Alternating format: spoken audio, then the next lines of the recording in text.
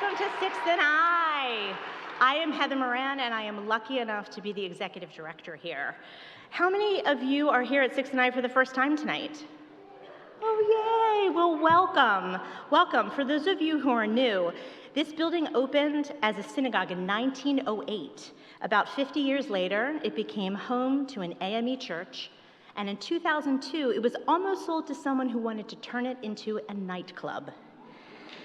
But it was saved within 24 hours and then became a building in search of a mission. Today, 6th and I is a hybrid center for arts, entertainment, and ideas, and a synagogue that reimagines how religion and community can enhance people's everyday lives. Partnership has been at the heart of our programming since its founding, and it is truly a pinch-me moment for 6th and I to be collaborating with the New York Times and their TimesTalks D.C. series. We share a common goal of serving as platforms for engaging and spirited conversations among the most culturally relevant thinkers of our time, and we look forward to continuing this meaningful work together. Now, if you're a fan of our talks or just want to get a better sense of who we are, check out our podcast on iTunes called 6th and I Live, which features conversations with recent guests, including Madeleine Albright, Jorge Ramos, and Cecile Richards. Thank you so much for joining us here tonight. I hope to see you all back here soon.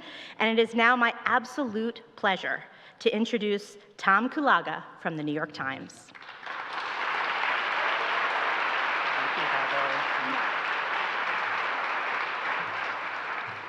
Thank you, Heather. We are delighted to bring our TimesTalks D.C. live event series to 6th and I, which the New York Times praised in a recent feature article for its blend of the religious and artistic that have made it a centerpiece of Jewish and cultural life in the capital.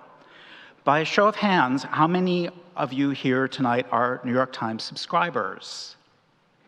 Yay, well, I want to give you a special welcome and thank you for your role in making our journalism happen. And speaking of our journalism, it's my pleasure to present tonight's program, a celebration of that audio phenomenon known as The Daily. In a little over a year, this 5-day-a-week audio podcast has built an audience of nearly 1 million listeners daily, become the most downloaded new show of 2017 on Apple Podcasts, won a DuPont Columbia University Award for Audio Excellence, and been named a top podcast of the year by Time, Entertainment Weekly, The New Yorker, and more.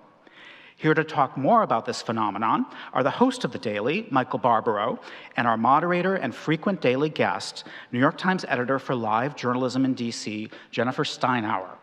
Now please join me in welcoming to the stage the host of The Daily, Michael Barbaro, and our moderator, Jennifer Steinhauer.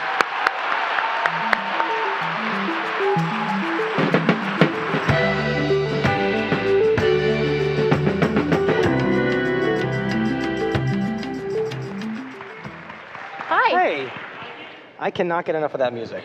I know, and you have a lot of fans here. Hello, everybody. Thank you guys for coming. This whole podcast thing might work out for you. This whole podcast thing it might work out. Try it. If it doesn't kill us. So, I feel like podcasts had this moment at one point where it was like podcasts were like pleated pants. They were this thing, and then they went away, and that was like good that they went away. Like pleated pants. Like right? pleated pants. And then they were like the flat front pant. They came back, and they were amazing. And all of a sudden, we are in this podcast moment that you're in the center of. What's your sense of what it is about this moment in our culture, technically or politically or otherwise, that's made the podcast the thing again? It's a great question. I mean, the Times kind of tracks that pleated pant metaphor you just used, which is we had some very early podcasts in that world, and they were very rudimentary. I mean, they were wonderful in their own way, but there was a podcast that the Times created about a decade ago that was one of our colleagues literally reading a story into a microphone.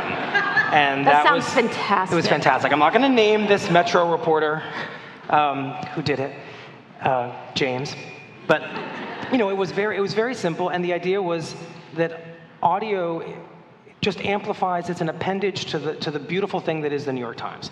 And I think that was our foray into podcasting. And over time, the Times decided to go out and hire, really seasoned audio producers from the world of public radio, and to get really serious about creating something that was organically of and in the world of audio. And that's kind of the part two of podcasting is everybody in audio seemed to get really serious about the idea of digital audio. There's always been amazing audio in the world of public radio, broadcast radio, kind of news radio. And there's been shows like This American Life and Radio Lab. Then technology evolved in the world of digital on-demand audio, which is a fancy way of saying, you can press play on your iPhone or on your computer. That technology just opened the floodgates to this whole, new world of podcasting that, whether it's Pod Save America or The Daily or Today Explained from Vox, any news organization can now make a podcast. And if you open up Apple, you'll see 200 of what are probably now 5,000 podcasts out there in the world. We were just backstage with 2 young students from a nearby high school. They have a podcast. So the technology is now such that anyone can have a podcast, and that's why you're seeing this giant wave. And so let's talk about your birth story. My birth story? And how you got to be part of this podcast movement. I mean, you almost didn't do this podcast. Tell us about that. So I very much almost didn't do The Daily because of this incredible sequence of events that occurred at the Democratic National Convention in the summer of 2016, when I was pretty much minding my own business and covering Donald Trump as a candidate for president, which was pretty consuming, and it remains very consuming now that he's president. And I was doing a lot of investigative pieces about candidate Donald Trump, in particular looking at his relationship with women, and that was taking up a lot of my time. And I honestly didn't even see the humor in that until it happened. And I get this phone call, not from anybody at the New York Times, but from my colleague and really dear friend, Nick Confessori, who was in the next hotel room at the Democratic National Convention, saying that he had just gotten a phone call asking him if he wanted to host a podcast that was going to be about the campaign in its last 3 months. And Nick Confessori will admit this to this day. He didn't want to host a podcast, and so he said no.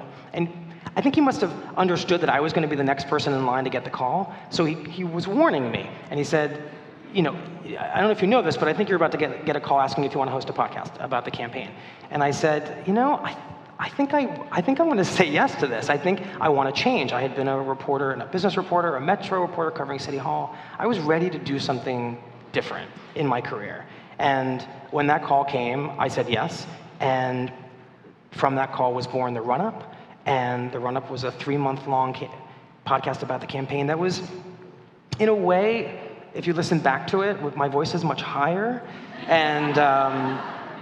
But the storytelling is there because the producer, Lisa Tobin, who created New York Times Audio as a kind of feel and a form, she had it in her head that New York Times journalism could power extraordinary audio if we told it in the best possible audio way. And that was kind of a big leap for us. We weren't going to be telling newspaper stories. We weren't going to be telling newspaper stories in audio. That would be a mistake. We needed to be telling audio stories that drew upon great New York Times reporting and storytellers, and that was what we started to do with The Run-Up. And so I hosted that show, and people liked it, and it did well. It didn't do like bonkers well, but it did well. We had a large audience. We surely made some mistakes along the way. One of our first episodes was entitled Landslide, and it was about Hillary Clinton's chances for victory. I remember that title. You were alone in that inspiration. Yeah. No, I mean, I was. Yourself. And then from there came The Daily. We figured if we could do The Run-Up twice a week, and the campaign ended, and Donald Trump, who was just going to be like a juggernaut of news, he won. Could we do it every day? And that was the proposition. And The Daily was born on February 1st, 2017. Can we just unpack for one more minute this notion of the difference between a written story, which is how all of us were brought up in this profession, including you, and quite successfully making that switch to an audio story? What do you mean by that? So, for those of you who didn't go to journalism school and never want to hear this phrase again, in journalism we talk about the inverted pyramid. It's this idea that if you read a newspaper story, all the most important information is at the top of the story. And from this pyramid, which is upside down, the least important information follows. And that's because in the old days, the copy editors would be able to cut from the bottom of the story up because the least physically important information... with a knife. Yeah, physically. They would just cut it out. Oh, that's not important. That's not important. So you want to just give all the most important information at the top of the story. That's the definition of a news story. In audio, we want to make sure that the story unfolds as you want it to unfold if you're settling in and you're really trying to understand it. And one of the problems with print journalism, if I might be so bold as to call it a problem, is that there's news, and it might be incremental. It might be that the Senate voted yesterday to do something. But what you really needed to know happened 6 months before. But the story as a form isn't going to take you back 6 months because you're busy with that inverted pyramid giving you the big news at the top. And what we decided to do at The Daily was to take the idea of news and marry it with the idea of narrative. And that's what we call The Daily. And internally, we call it narrative news. And so you apply the techniques of narrative storytelling, which often include holding back the most important piece of information until the very end, so that you've developed a sense of understanding along the way. You've learned what you need to know so that when you reach the emotional high point at the end, it really lands and you feel something. And the explanation of where the story begins might be that 6 months ago, might be 1950 when the North Korean, South Korean, conflict begins. So we really want to start the story where it needs to start, and that's really different from a newspaper story. Can you imagine the New York Times front page stories all starting with these kind of complicated bits of history about where, maybe that should be the solution, but I don't suspect that's the newspaper solution.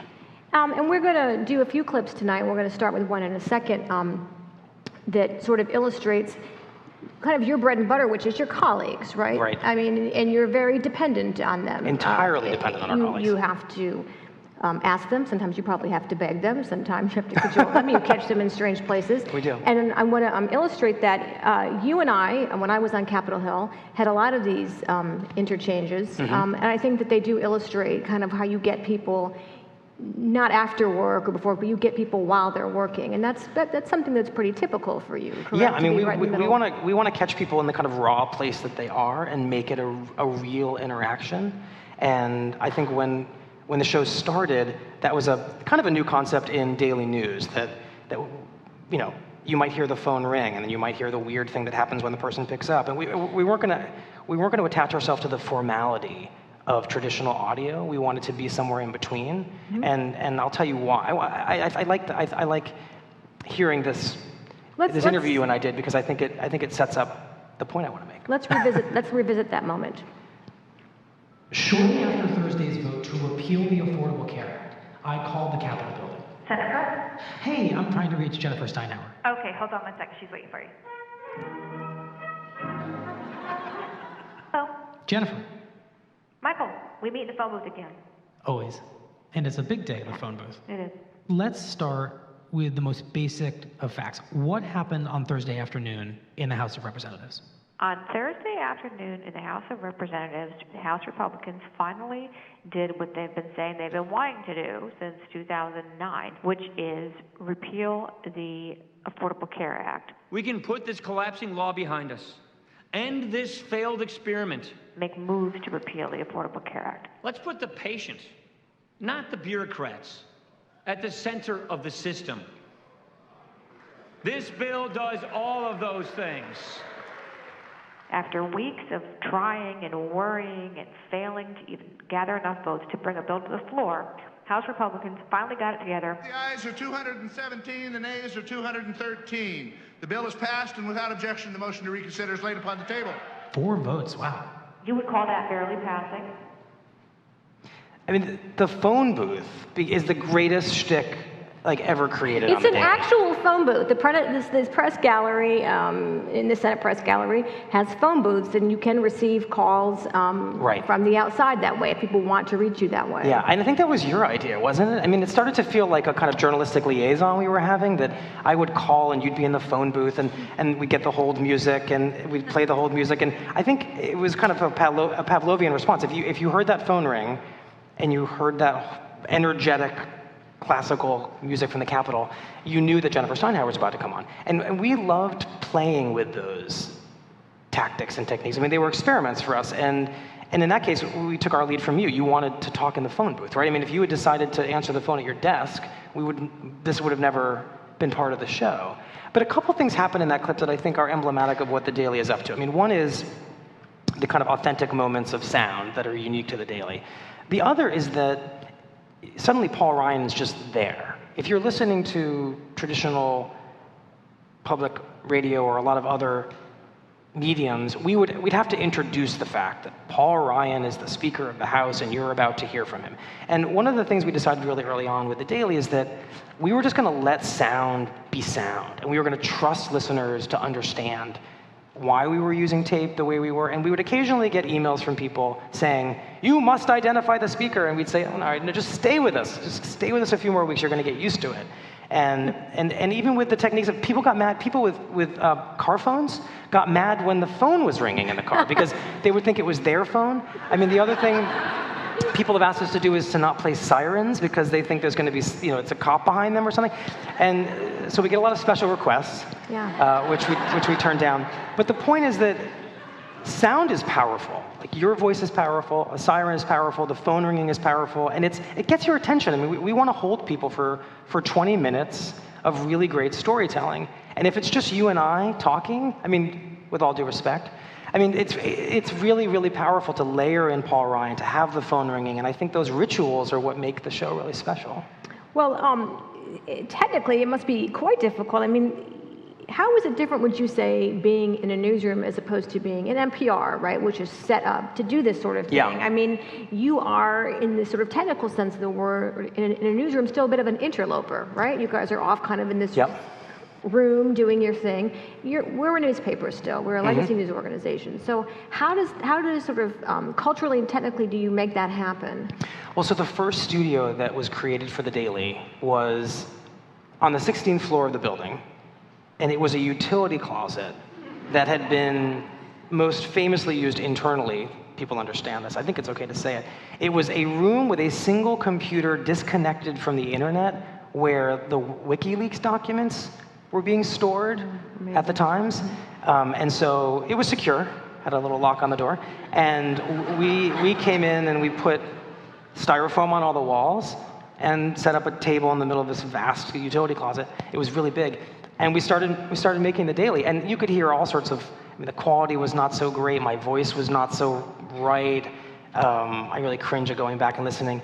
And it took 2 elevator rides to get up there, so it was literally like a pain in the neck for people to get up from the newsroom. Because, look, we were a low priority. They found a closet for us. No one knew if the show was going to work. And we started making The Daily in that room. And we had to improvise in all sorts of ways. I mean, one of my favorite episodes of The Daily involved our colleague Emily Steele, who just won a Pulitzer Prize for her coverage of Bill O'Reilly and the settlements of his sexual harassment cases. And she was so busy one day, this was very early on, she said, I literally cannot get away from my desk to come up to the 16th, to take those 2 elevator rides up to the 16th floor. And so one of the producers had this great idea, so what if we just take a couple microphones down to her desk and we interview her in the hubbub and the sort of melee of the newsroom? And the first thing she said when we came up with the microphones on was like, I can't talk to you now, come back in a few minutes. And we just played that. That was the beginning of the episode. And we felt really liberated because we were not that important to anybody, to be... Clearly not to Emily Steele. Not to anybody, to sort of be what we wanted to be. That's the way we could start the episode. We didn't have to start with me introducing the news. We started off with me narrating a lot. I would do a lot of narration, and then we're just like, you know what? No one wants to hear you talk. So we stopped doing that. It was much more about you telling the story, or, Maggie Haberman telling the story. And, the spirit of experimentation is the most fundamental part of the DNA of The Daily. Right. And I think because we started off like as this weird scrappy thing inside a newspaper, we got to be all those things. There were no expectations of what we should sound like. Right. And we did things weirdly. In professional audio, the way producers and the host communicate is you have an earpiece and a headphone, and they hit a button. It's called Talkback. I've never used it. I still don't use it. And they whisper into your ear, Michael, stop, change, do that. And what we do is we do everything through Google Documents on the computer. And 2 or 3 producers might be writing questions, and I might be responding, and it's all happening. And anybody else who thinks, what is this crazy system you have, would look at all these red fonts and this person's writing, and things are flying across the screen in the middle of the interview, and they think that we're crazy. But it's the system we've created because we didn't have any system to follow. You could have this really interesting system and also still be crazy. So I feel like there's a lot of room. It's a thin line for error, right? In other words, you're working... Error like wrong. Exactly. Not factually, but there's a boo-boo could happen in this kind of still somewhat, obviously you're less scrappy than the beginning, but you're still somewhat of a seat of the pants. You're a one-man show, really, for all intents and No, I purposes. mean, well, as you, the guy, like you, the host. I'm the host, but Yes. there are 10 producers who are the brains, the heart, and the soul of the show. But you're small still, Yep. right? And so it's still, so can you, I mean, it seems like any How do we one make sure we component, don't- one component can make things go kind of haywire Yes, yeah, on it's a daily delicate show. operation, absolutely. Is there any time, I mean, can you think of a component that was like, uh-oh? Oh yeah, I mean, we are a delicate show, and we have to come out. We've had some really high wire moments. We've had to scrap some shows pretty late in the day, especially with this presidency, because he makes news and we feel like we're not relevant. And we're constantly debating what exactly are we? Are we a news show? Are we a narrative news show? Are we a documentary show? Are we a feature show? And literally from day to day we can vary, which I love. I think it's what makes The Daily so unique. But there was an episode, I think maybe 4 or 5 months ago after the hurricane in Houston, where I did an interview with a woman who'd lost her brother. He was electrocuted as he was wading through floodwaters to pick up her cat, and she was so emotional in the interview, and I thought it was a beautiful interview. And when we listened at the end of the night, we realized that she was sobbing almost through the entire thing, and we were so emotional too. And our executive producer, Lisa Tobin, made the really right call, which I resisted. She said, if you run this tomorrow morning, you will essentially be emotionally abusing everybody involved. It will be too much for listeners. It will be potentially exploiting this woman in a moment of incredibly raw grief. And so we had to make a decision. I remember because I got into a cab at 1 a.m. from my apartment. I was in the office around 2. At like 2:30 in the morning, we made the call that we had to kill that episode because it was too much, and we had to replace it with something else, and that was harrowing. But that's the delicacy of it. Is we're pretty independent. We have a lot of listeners, and we've gotten more prominent. But we have to make a lot of big decisions on our own about what's acceptable audio. I still get pretty confused about whether we're allowed to curse on the show, and whether newsmakers are allowed to curse on the show. You can't do that on the Times. Can you do it on the Daily? Sometimes we ask, sometimes we don't. So where do you fall? Is it the flexible policy, or? It has to be really relevant to the news. It has to be insistent. I mean, today, I'll give you the great example. Bill Cosby swore in the courtroom today. He called the district attorney, I don't know if I can say this in here. The synagogue, I don't know. No.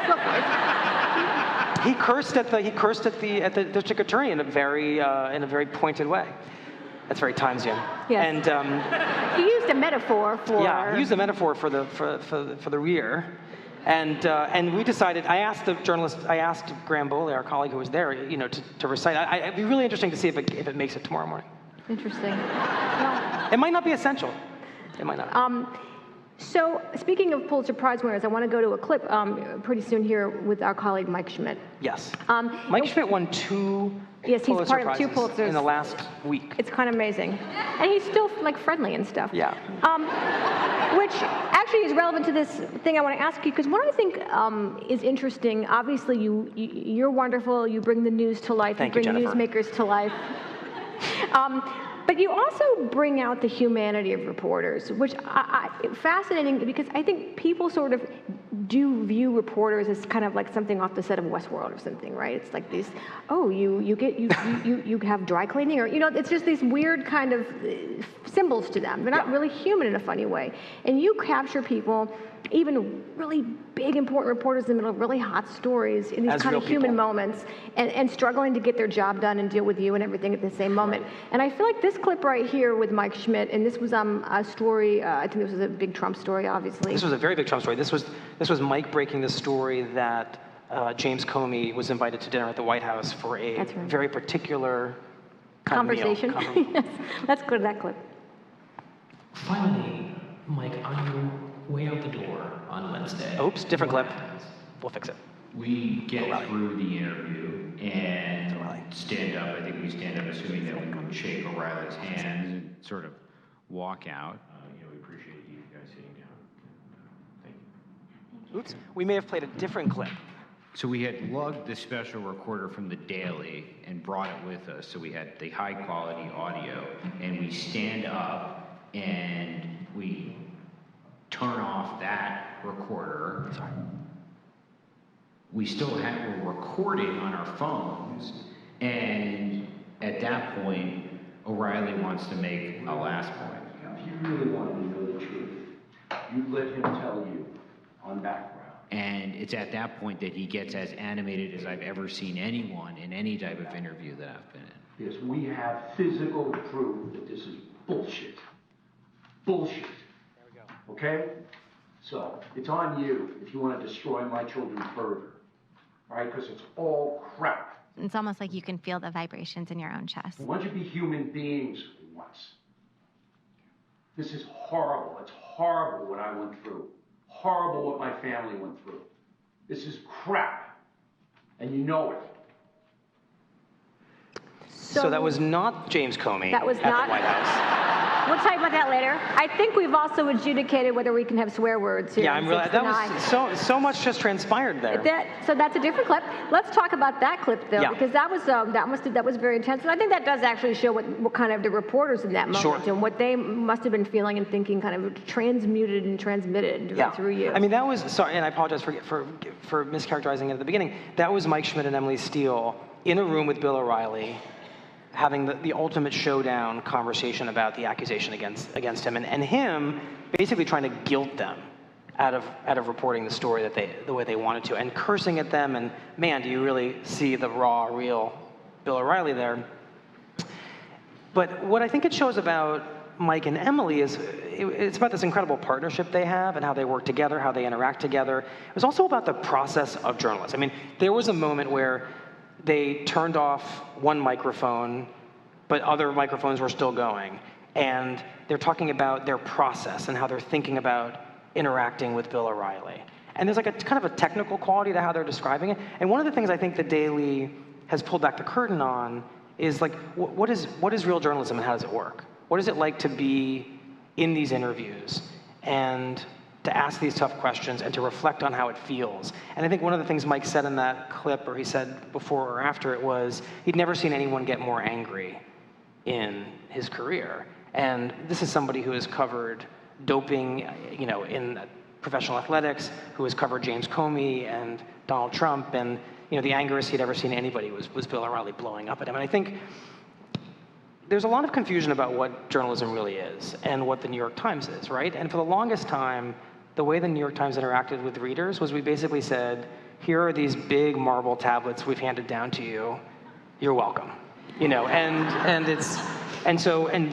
read this wonderful story, and we're not going to really interact with you very much about it. And there was this great distance.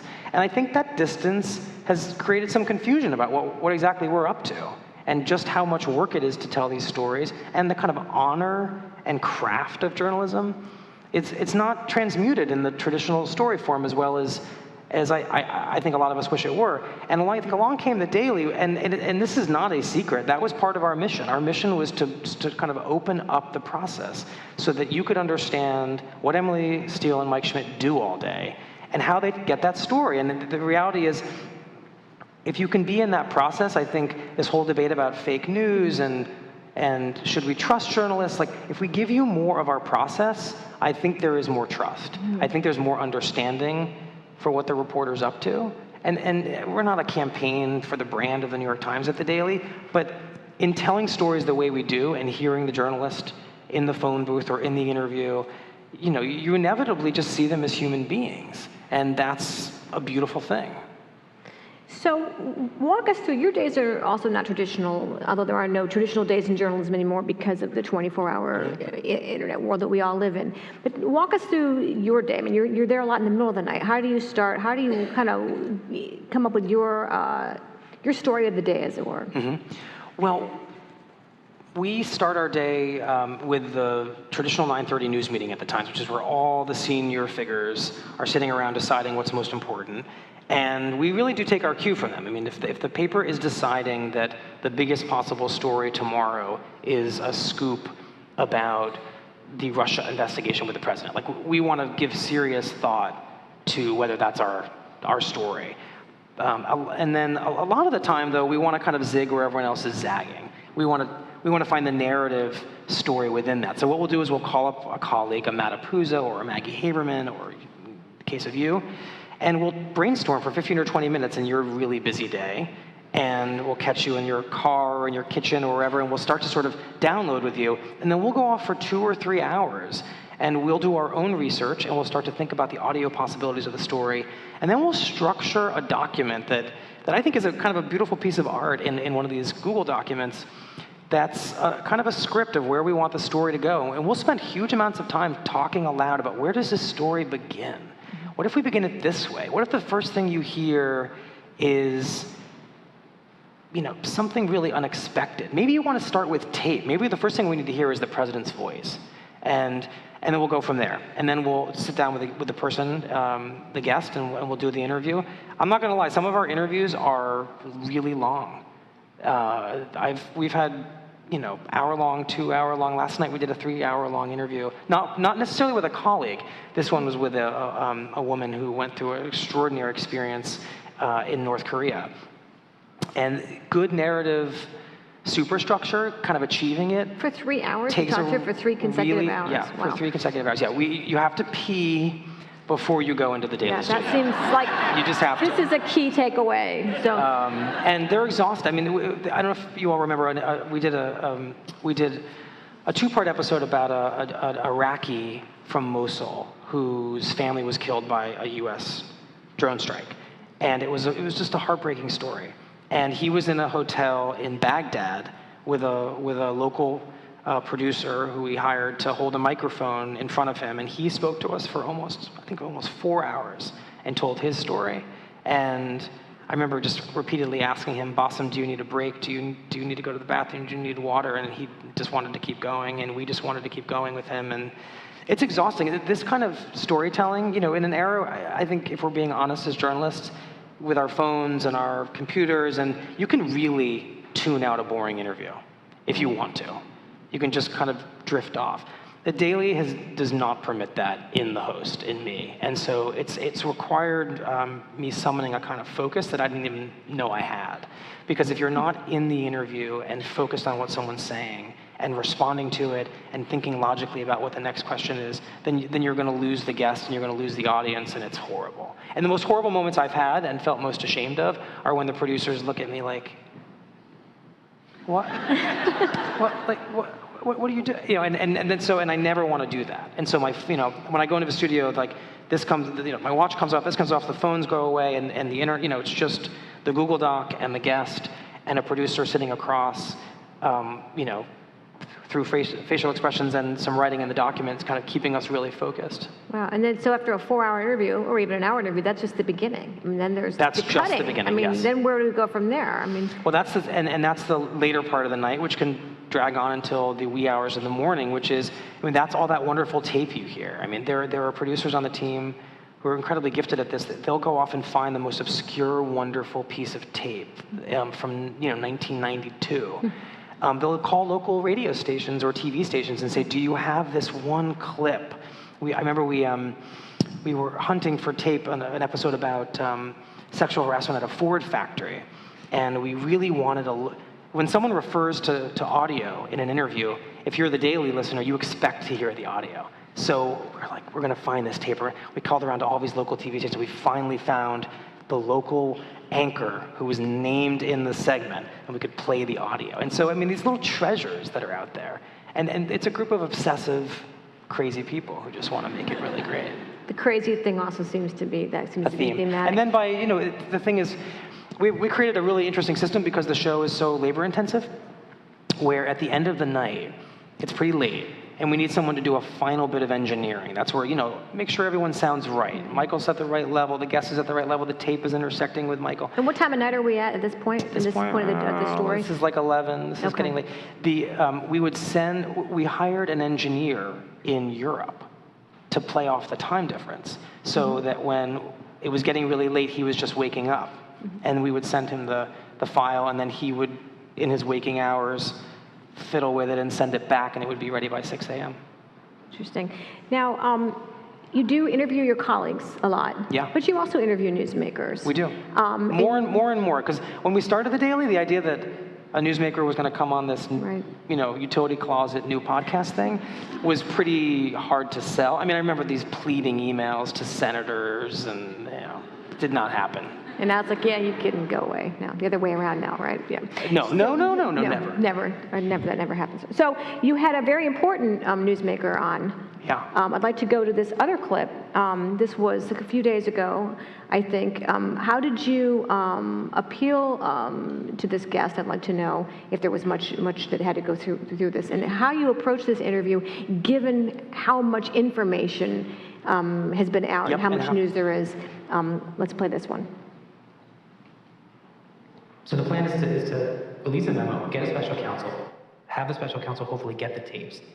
That plan feels pretty complicated and elaborate in terms of steps and moves and pieces. Could there have been a simpler way? I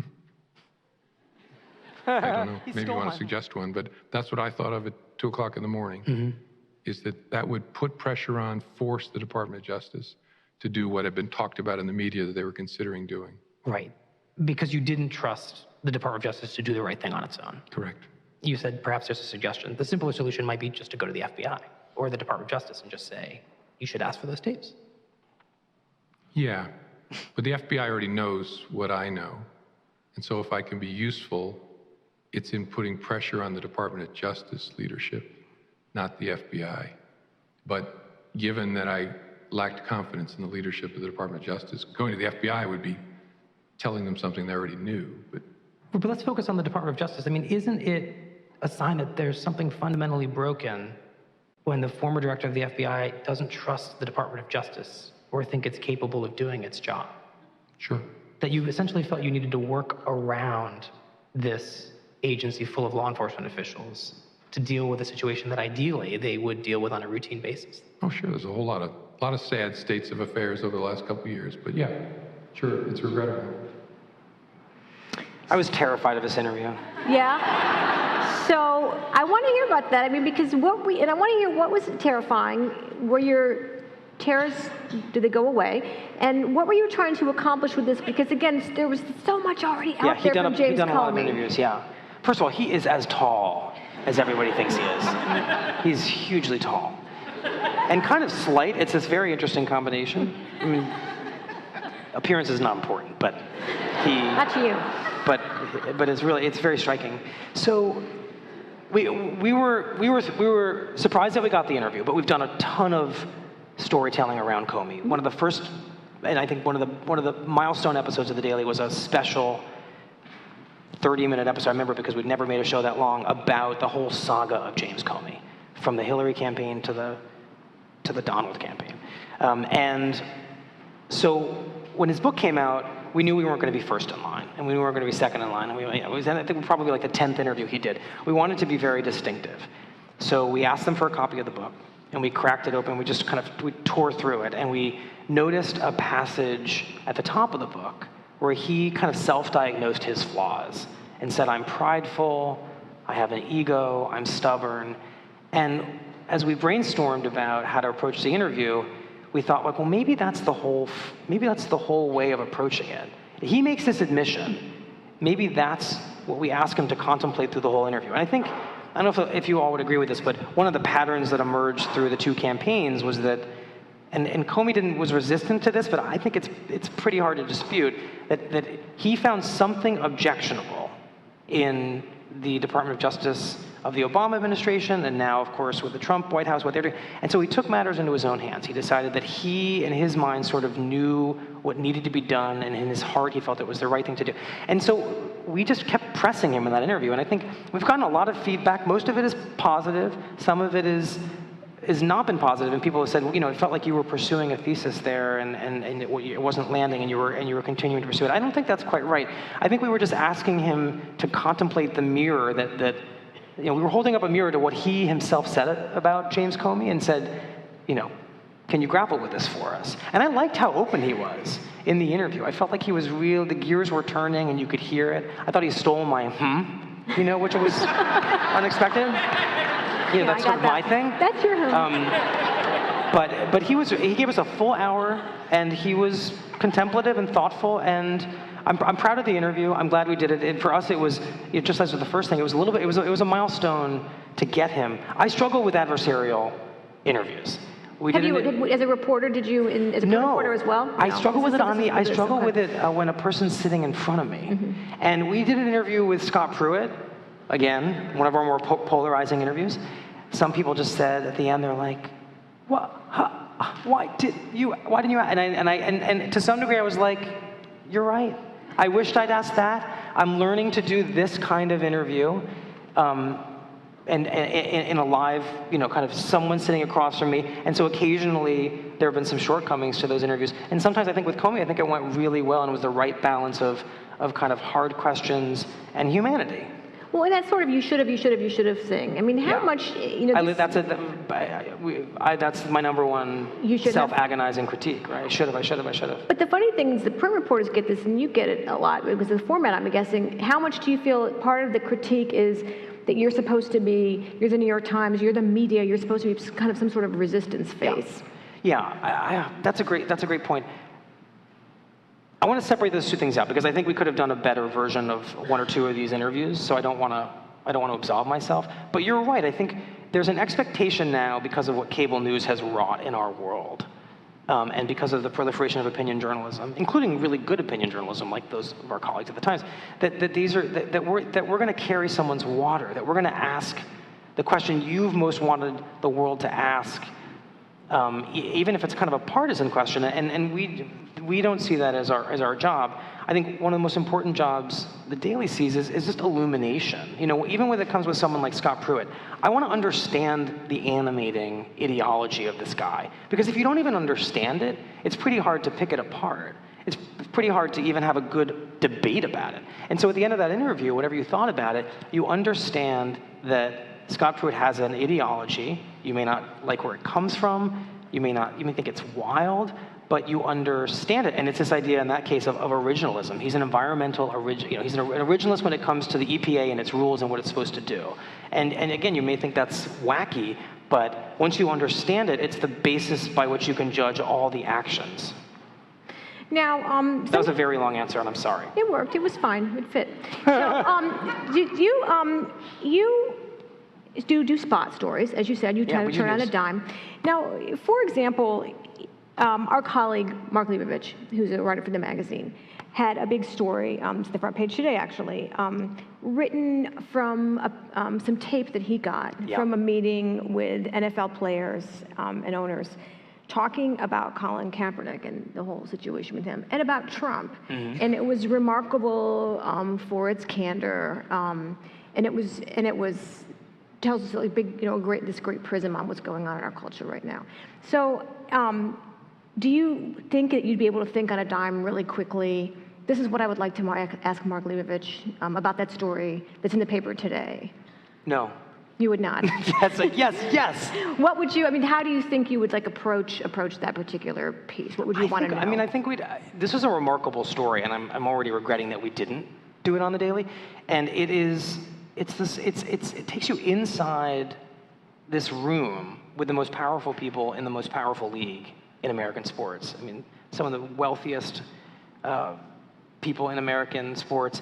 And it's suddenly they're not talking about money, and they're not talking about, the game. They're talking about, patriotism, Donald Trump, and kind of what it means to be, an American. And so it's got all the elements. And I think I'd start with the scene of what it was like in that room. I feel like we should give you the opportunity to have that interview. Let's do it. So, ladies and gentlemen, let's welcome Mark Leibovich to the stage for an interview. I did that note just to throw you. Hi. I'm going to go over there. I'm going to take my water. Hey, Mark. Hi, Michael. God, this worked out well. Do you need to pee or something? No, no. Oh, because Mark is making reference to my... Are you making reference to the fact that I get nervous before I come on stage? No, you were making reference to having to pee before.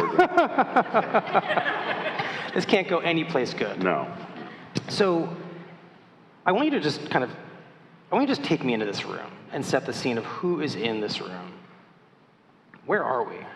We are at NFL headquarters at 345 Park Avenue, this iconic corporate headquarters, in the midst of the national anthem protest, which Donald Trump just sort of belly flopped into the middle of a few days earlier by calling at an Alabama rally for Luther Strange, the Senate candidate. I guess he was bored to be campaigning for Luther Strange. He said, wouldn't it be just great if these NFL owners fired the sons of bitches who are kneeling before the game? And then all of a sudden you had this fairly contained situation where you had first Colin Kaepernick and then a small, but relatively, it was a distraction, but didn't rise above the level of distraction. This thing which became like an enormous national story, which everyone was talking about. And you had this crisis where you had half of many teams kneeling. You had crowds calling for boycotts and burning jerseys, and TV ratings were being threatened, and Trump obviously wasn't letting go of this. And Roger Goodell, the commissioner of the NFL, called together a group of about 30 owners, players, some league officials to talk about the way forward. What are we going to do? How are we going to, basically the agenda of the owners was how do we get you guys to stop kneeling? And the players were like, well, what are we going to do to sort of work together on issues that are important? But you realize the subtext in listening to this tape was, the owners were just obsessed with how do we get Donald to stop doing this. And many of them are his friends, many of them have given to his campaign, and there was just a lot going on. Why do we even know about this meeting, and why on earth was it recorded? It's a good question. This was, I'm a political reporter, but I have a little side interest in the NFL, and I'm writing a book about it. Ken Belson, our colleague who covers the NFL for the sports page, the two of us have a lot of relationships among these owners, among these players, among these league officials. And one of them was nice enough to document what happened in an audio file. And the great thing was that the first line, I insisted this be the first quote. Roger Goodell at the beginning of this meeting said, look, everyone, this is an unprecedented meeting. It's an extraordinary time. It's very rare that all of us get together like this. The first thing we need to do is ensure that this is a confidential process. And secrecy is paramount. And in quoting this, I thought it was important that we say, according to an audio tape obtained by the New York Times, within the context of the play.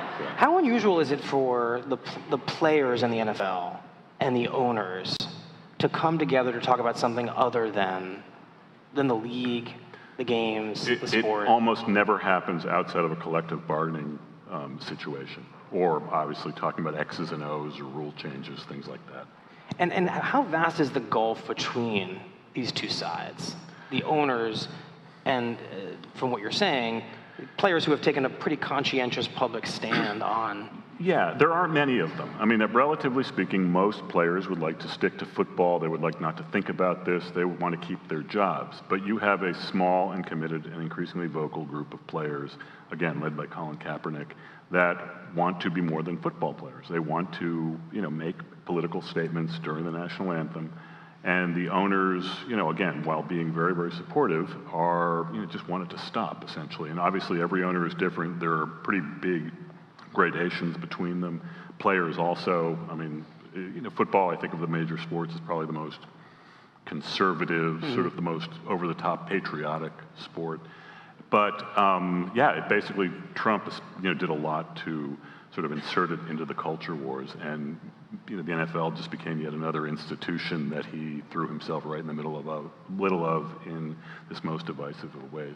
Do football team owners fear the President of the United States? If you listen to this tape, absolutely. I mean, one owner after another, in so many words, was saying, we just have to, we don't know when this is going to strike again. I mean, they were talking about like this sort of giant monster. What is it? The president. The president. And so what was interesting is there were these competing elephants in the room. The owners basically wanted the kneeling to stop, and they didn't want to provoke this president that many of them have given money to. The players, the elephant in the room for them was, we're talking, there's a lot of happy talk back and forth. There's a lot of talk about working together. There's a lot of talk about the money you're going to give to our communities that are on issues that are important to us. But there's this guy, Colin Kaepernick, who doesn't have a job. And we all agree that he should have a job. He's one of the 60 best quarterbacks in the league. He should have a tryout somewhere.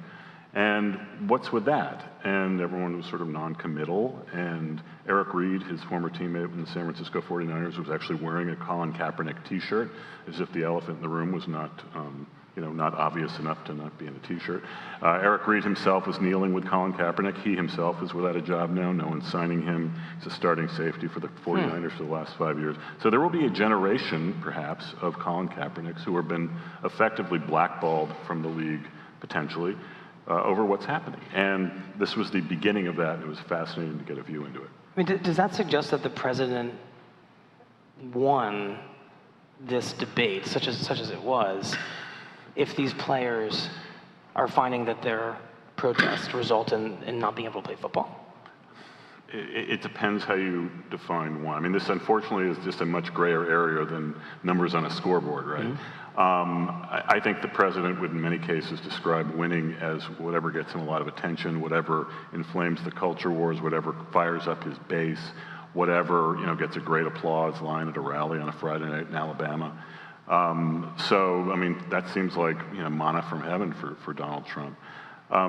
It's for the NFL. The word they use all the time is distraction, which is such a dumb word, and they all hate it because it basically is code for can we just talk about football? Can we just keep football the safe respite for people just to, our towns can come together and you can be a Democrat or Republican, you can root for the Green Bay Packers or whatever.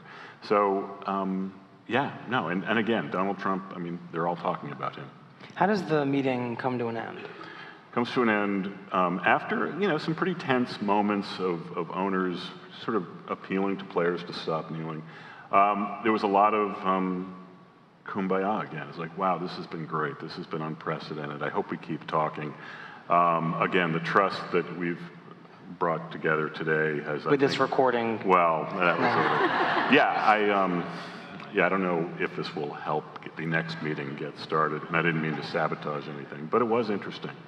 But they were talking about the press release they were going to put out together jointly. And I think this was the kicker. I don't think it was the original kicker. It should have been the kicker, but sports was editing it. Great internal tensions here. Robert Kraft, the owner of the New England Patriots, sort of calls out, make sure we get the word unity or unified in the statement, because we got to talk about how unified we are. So you do get a sort of a tension between the window dressing and the actual friction going on. But at the end of the day, what happens to these players who stood up, spoke their minds, and... That is the crux of the issue. Many of them right now, well, two of them don't have jobs. One of them, Colin Kaepernick, is filing a collusion grievance against the league, which complicates things because he's now sort of traveling the country, sitting in on these depositions with these very prominent owners, with the commissioner wearing a Kunta Kinte T-shirt. He walked into a deposition for Bob McNair. That doesn't happen in the studio. If it did, we could edit it out. Not to shame you. Not to shame you. No, I thought this was like the Daily music coming up. When did George Thorogood and the Delaware Destroyers and everything? So, so he's wearing these sort of protest T-shirts. Colin Kaepernick has become, a even more frontal presence through this, and he's been he's sort of embraced the cause célèbre to some degree, and he's winning awards and so forth. And I don't know if he chose this role, but he's a civil rights leader in some ways. But I think he would say he just wants to play football. This is the way the typical daily segment ends. It's always a little depressing. It's always it's always pretty gray. Let's be upbeat. Yeah. Well, I want to let you all know that about close to 5 minutes, we are going to go to questions from the audience. You will see there are microphones stationed both places here in front. So if you want to start thinking about your questions, that means a question, ending with a question mark, as opposed to any statements. Michael's aware of your affections for the show. So if you can form questions and kind of start lining up so I can kind of move across the room and get in as many as we can in the time that's allotted for that. But I did want to just revisit this conversation, the magic that was happening before us. How typical was that? How much of that 5 or 10 minutes that you guys had there, 10 minutes, do you imagine would end up in tomorrow's segment? Sure. What was that? How would that fit in? I guess A lot of it. Mark, you were great. Thanks, Michael.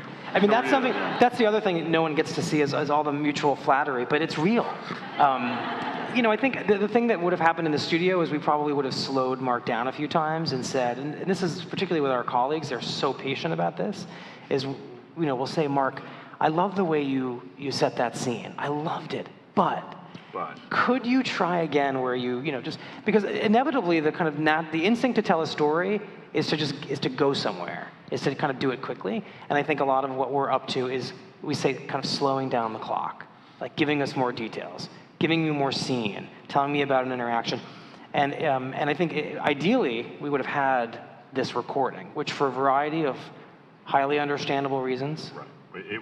Our ground rules would not permit us to share the recording with you. And so that would have helped. That happens. I mean, sometimes you just can't get creative. I mean, probably the best episode we did involving tape was Maggie Haberman and Glenn Thrush interviewing President Donald Trump in the Oval Office. And they just happened to they had their iPhones out, and they recorded it. And the quality ended up being really high. One of the secrets of the iPhone microphone is it's really good. And we use it all the time. Anyway, there's almost just no substitute for being in the room. I mean, the Supreme Court episode today we did I'd never heard, Justice Sotomayor ask a question before in the court, or, Justice Alito. It was amazing. I will say, as a journalist, there are these rare editors out there who can read an entire story and find the little nugget towards the very end and say, that's the magic. Right. This should be the whole story. And Michael is a nightmare because he can actually read stories that are already published, find the nightmare, the paragraph that can become this beautiful storytelling thing and become a daily episode, and you realize, if he were my editor, I would have led with that, and this would have been my story. I could have, I'll tell really quickly, I had a magazine story a year ago on Trumplandia, on what it's like to be a politician in Washington. It's a great story. And in the age of Trump, especially as a Republican.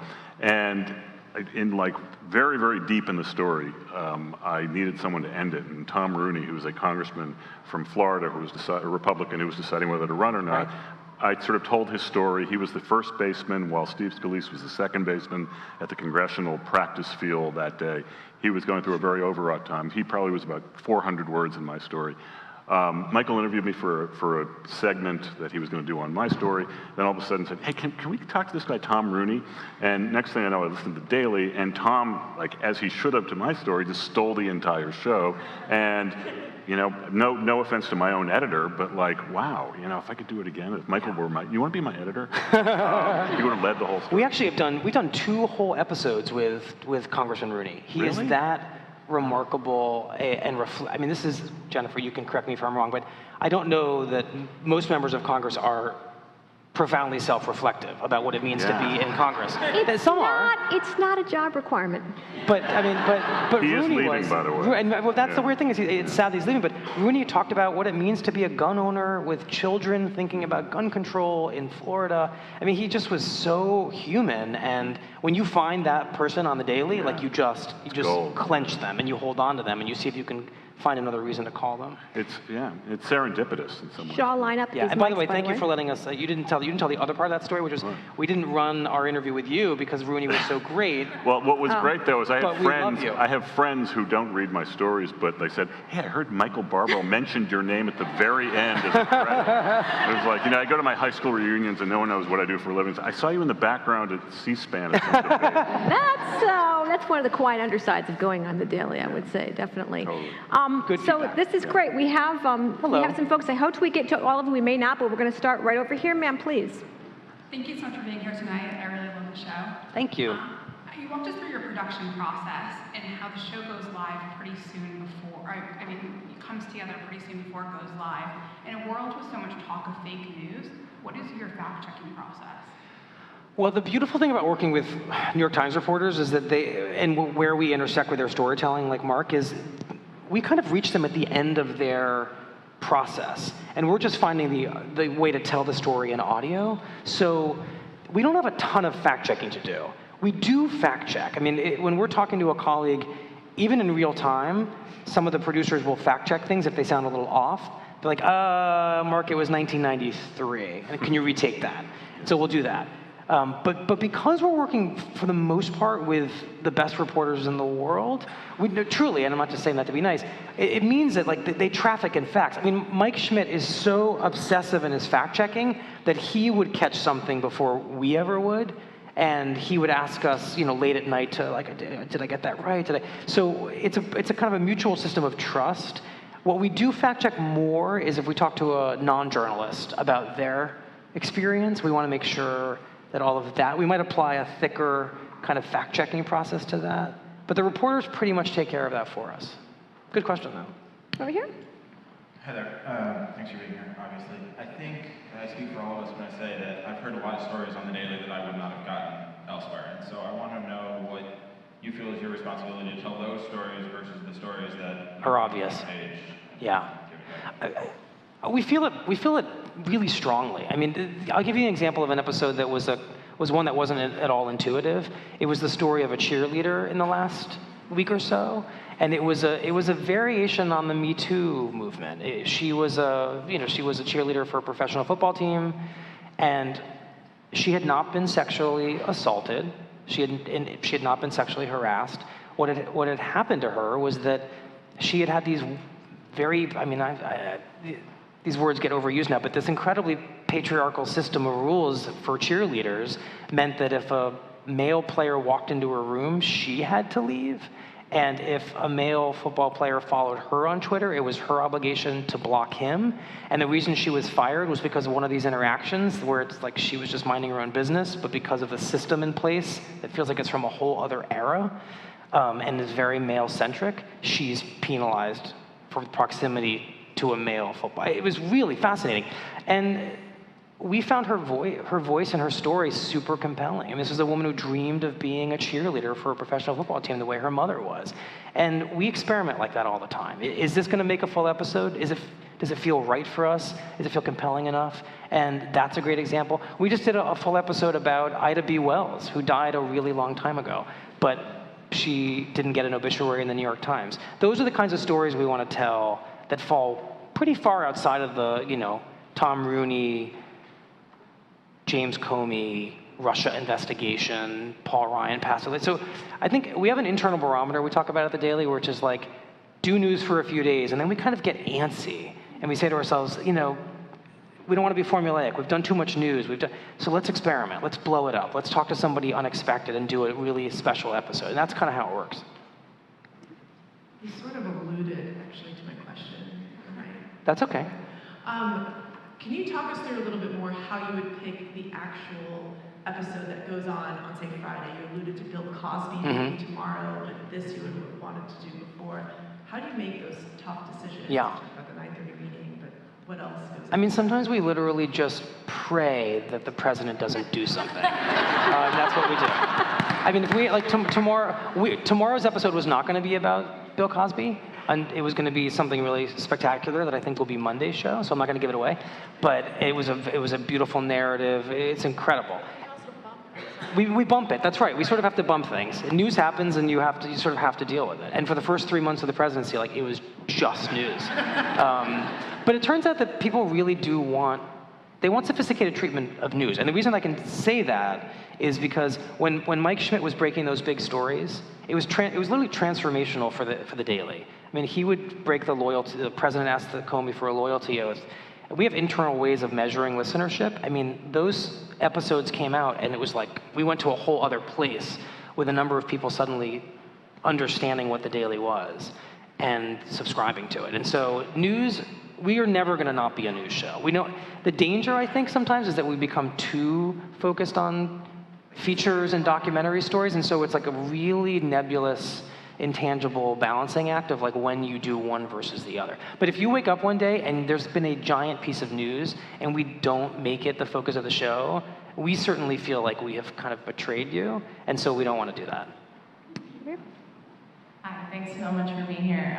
I'm a loyal listener of the Daily, also a print subscriber, so I was really interested in the thing. You're paying for the Daily, if it's not clear. That's how it works. You deposit the check, it goes to Mark, he comes on the Daily, there it is. There you go. So I was really interested in the differences between the two that you were describing, and I was wondering in particular about, on audio news, one of the things, major differences, like you said, is you're very aware that you're getting a story through a particular reporter, an individual, rather than having a byline that some people might not know anything about that person. So I was wondering, in addition to the benefits of that, which you've described, what do you see as any potential drawbacks or risks when you present a story? That's a really great question. Like, in other words, if the story is being told through the prism of one reporter, is there just an inherent potential flaw in that, or like a limitation? It's a really good question. I haven't given it much thought. The reality is that we are bringing in so many voices within an interview like that. You know, remember when I was on the phone with Jennifer, you're hearing from Paul Ryan, you're going to hear from Mitch McConnell, that it's not just a one voice kind of interview.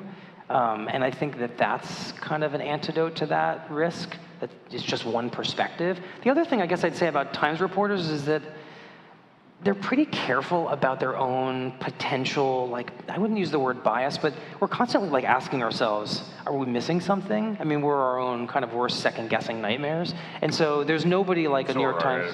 So are editors. Yeah. And so it's not as limiting as you might think. I think when the guests we're having on the show have given so much thought to all the dimensions of the story, they've interviewed so many different people, and we're just sort of getting the distilled version of it. You've kind of thrown me that's such a good question. I mean, I guess the answer is like, if you have too many, I remember when we first started the Daily, one of the editors said like, so we have this idea for you. You should have 6 reporters on talking. And we're like, okay, but just imagine that. Like, you really can't have 6 voices in audio. That doesn't really work. I mean, keep track. I mean, you can barely keep track of probably the 3 of them. So you really do need one voice. That's the power of audio. It's kind of one-to-one. It's like it's you and me talking, and it's everybody else absorbing our interaction, and that's why it's intimate. So the minute you start to broaden it out to like 3 or 4 people, it's just like 3's a crowd. Hi. So I was wondering, considering the way that so many people get their news is from updates on their phone or social media posts, how do you think the Daily and podcast as a whole fit into that style of consumption of news? That's a great question. So there's a very simple answer to it. Because when you click on a podcast, you have basically agreed, without really thinking about it, to listen, especially with the Daily, you've agreed to listen to 20 minutes of content that we have curated for you. And so by definition, your investment in it is really meaningful.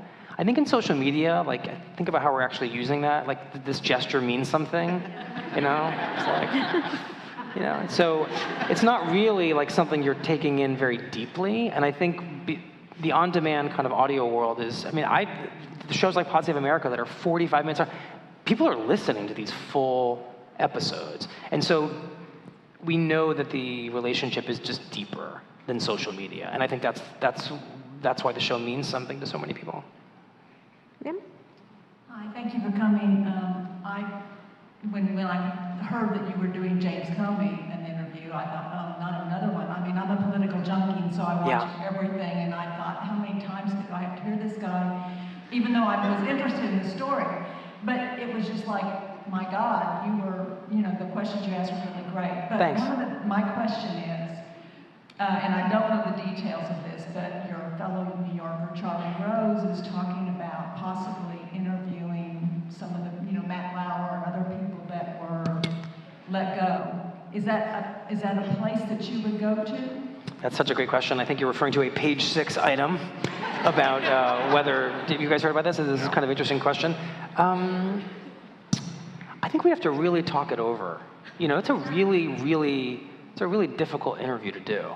It's a difficult interview to do well. I'd actually be really interested in what you guys think about that. I mean, my instinct is that and I don't want to speak for anyone more than myself on this, not even necessarily the rest of the Daily team, is I think we still need to process the victimhood and its depths and all of the dimensions of that before we hand the microphone over to the alleged perpetrators of that victimhood. I mean, that's my gut instinct, but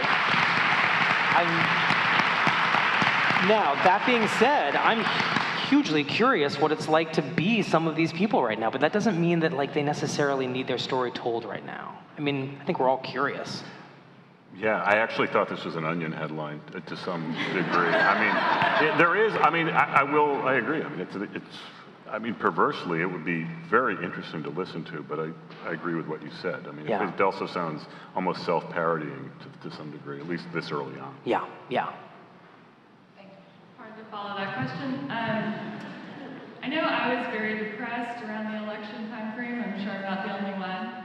But one of the things that stuck with me is this idea that there's a Venn diagram in media, and there's almost no one that will exist in the middle. You know, we're all sort of digesting the left or the right.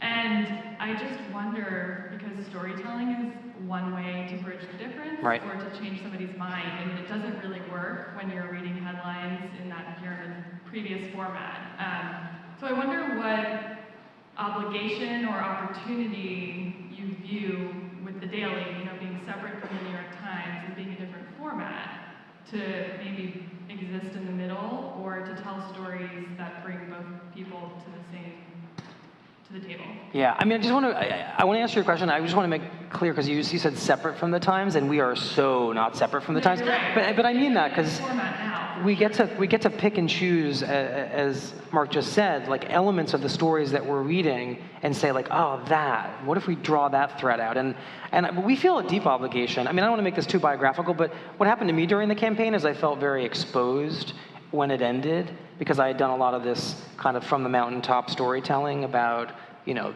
this is what this moment means, and I'm going to analyze it for you. And then when the result was what it was, I think, and again, I want to speak just for myself, I felt like I didn't quite understand what had happened, and that was really humbling. And the Daily, was built around this notion that if we tell the right stories and we really humanize what's happening right now in the country, that there can at least be like a middle ground and kind of a beautiful understanding of what it is that just occurred. And that's why we talked to, that's why we talked to the coal miner. We talked to a former, the child of a white nationalist, who had left the movement. And, we wanted to find the most human versions of stories that seem impossible to make human, and yet still you're left understanding where people came from at the end. So we absolutely, I think if you listen to the Daily, you sense that the soul of it is a set of conversations with people you didn't expect to identify with. A gun store owner who talked about what it was like to have someone come in, buy a gun, take it out into a parking lot and shoot herself.